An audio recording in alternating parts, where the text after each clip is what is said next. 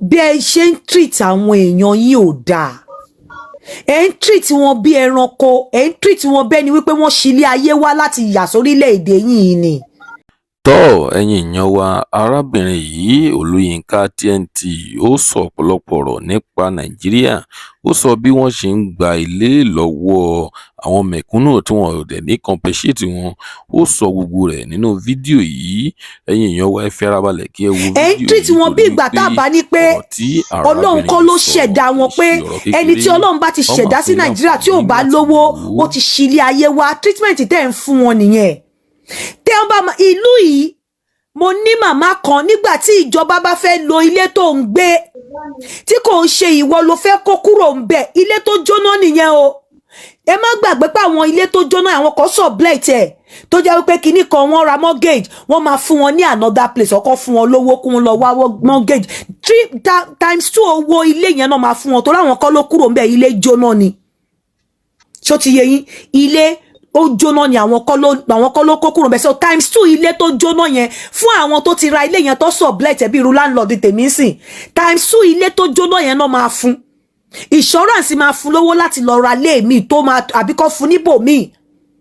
Now mo ní màmá kan nílùú yìí nígbà tí wọ́n fẹ́ táwọn ìjọba fẹ́ lo ilé wọn, torí níbí báyìí náà ìjọba máa ń lo ilé tó bá ìjọba lè fẹ́ lo ibi tó bẹ̀ wọ́n á offer ẹ̀ nǹkan tó bá fẹ́ náà máa offer ẹ̀. Wọ́n á fún ẹ ní times 3 ilé yẹn of double the price láti lọ wá ilé rà níbò míì àbí kó fún ẹ ní ilé míì. Nígbà tí èèyàn bá kọ́ 3 bedroom flat tí ò ń ṣe èní ló ti fẹ́ kọ́ ló ti kọ́, tẹ wá fẹ́ lo ilé yẹn tí kì í ṣe pé bóyá kò ní sí ọ̀vọ̀ kò ní document ilé, tẹ wá ń fún ní 5 million. Nínú àwọn tẹ́ ń fún ní 5 million náà àwọn kan wà tó jẹ́ pé wọ́n lẹ́sẹ̀ ẹ̀ ń fún wọn ní 19 million. Ẹ wá fún wọn ní 5 million. 5 million is less than 3,000 pounds. 5 million is less than 3,000 pounds. Ní owó ìlú yìí. Ṣé rí wípé kàákún bọ́ bá fẹ́ kú kọ́ kú.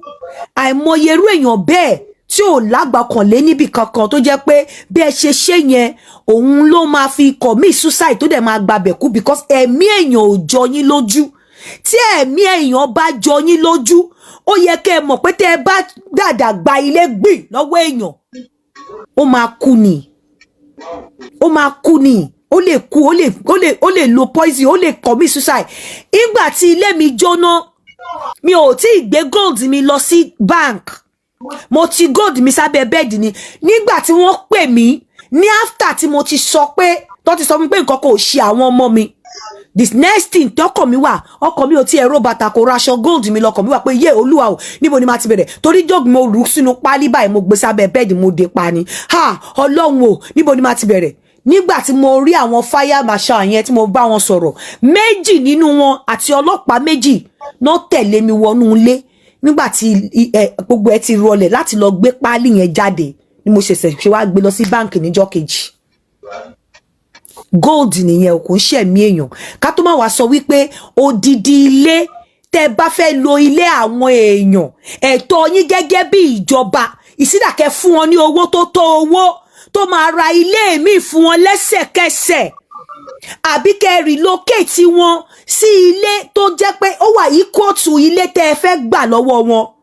Ẹ fi ọwọ́ ọlá gbà àwọn èèyàn yín lójú ni. Treat wọn bí èèyàn. Ẹ̀yin náà dé ń lọ síjọ ẹ ń jáde kúrò nílùú, ẹ mọ̀ pé kò lè ṣẹlẹ̀ nílùú òyìnbó. Òyìnbó ò ní fẹ́ gbalé lọ́wọ́ ẹ kó má fún ẹ ní alternative tó gbáski.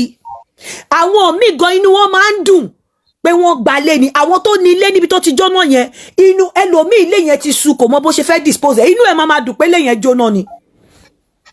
Honestly, inú ẹ̀ máa dùn pé ilé yẹn jóná because wọ́n á gba owó lọ́wọ́ insurance wọn.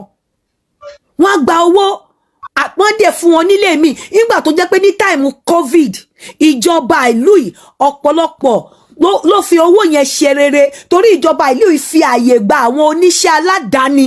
Wọ́n yá wọn with the tune of 50,000 pounds wọ́n yá wọn láti kó sí orí business wọn tó bá dẹ̀ ti ya ẹ̀bẹ̀ yẹn irú àwọn oní èlò náà ń yọ nínú account mi fún student finance bóyá wọ́n yọ £30 wọ́n yọ £40 bó ṣe máa yọ títí ó máa fi pé nìyẹn wọn ò ní ẹ lára nígbà bá yẹ ní £50,000 tó ń yọ bí i £100 nínú salary ẹ lóṣù èlò ńjọ́ wo ló fẹ́ san ẹ̀rẹ́ lómi àgbà lọ fi kọ́lé sílé because nígbà tó bá ń yọ gan ó ní mọ̀ kò sírò àwọn nǹkan báyẹn táwọn èèyàn bá tún wá struggle tí wọ́n kọ́lé wọn tẹ́ bá ní títí gbàbẹ̀ nǹkan kan gbàbẹ̀ yàtọ̀ sí tí ò ní pépà o tí wọ́n rí pépà ilé kólẹ̀ ẹ̀ tí wọ́n fẹ́ gbalé yẹn lọ́wọ́ wọn ẹ̀ ní fún wọn ní alternative tó péye tí ò ní gbẹ̀mí wọn lójijì kò dáa kò dáa kò dáa ẹ̀ ní fún wọn orí ẹ̀ burú Olúwatóyìn ṣé wọ́n ṣe ń ṣe lé ní ṣé ìjọba Tinubu ló ṣe ń ṣe ni ṣé ìníná ṣẹ̀ṣẹ̀ ń ṣe ni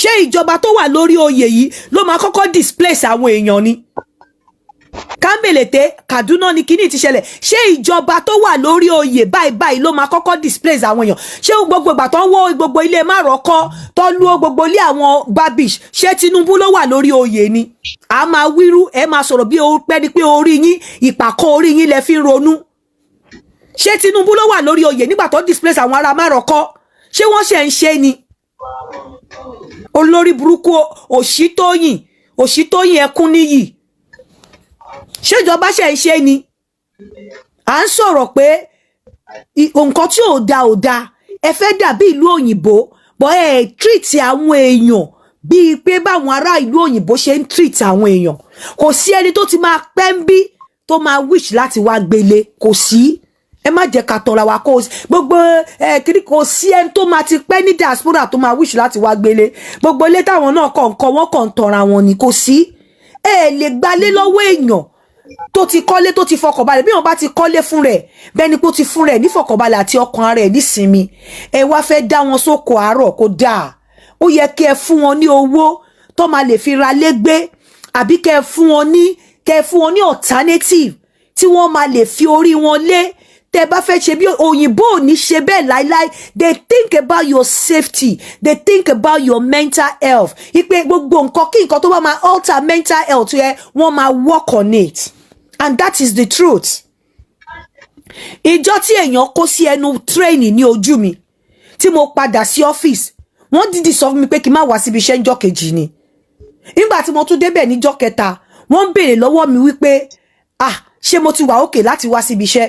Everything they do, they think about, they put your mental health into cognizance. They put your mental health into consideration. Everything tó bá ń ṣe. And lára nǹkan tó tètè pààyàn, lára nǹkan tó tètè bàgbésí ayé èèyàn jẹ́, lára ẹ̀ ni wípé ẹni tó ti relax, tó fi pé òun ti dé ibi ìsinmi òun, kẹ́kọ̀ọ́ take care. Irú nǹkan báyẹn ó lè fa kú òjijì. Gbogbo nǹkan tó bá máa fà kéèyàn ní kó commit suicide, ìjọba ìlú yìí, honestly wọ́n máa ń look after ẹ̀ ni honestly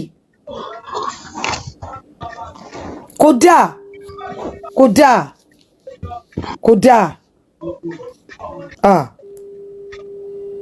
kò yẹ kó rí bẹ́ẹ̀ hello.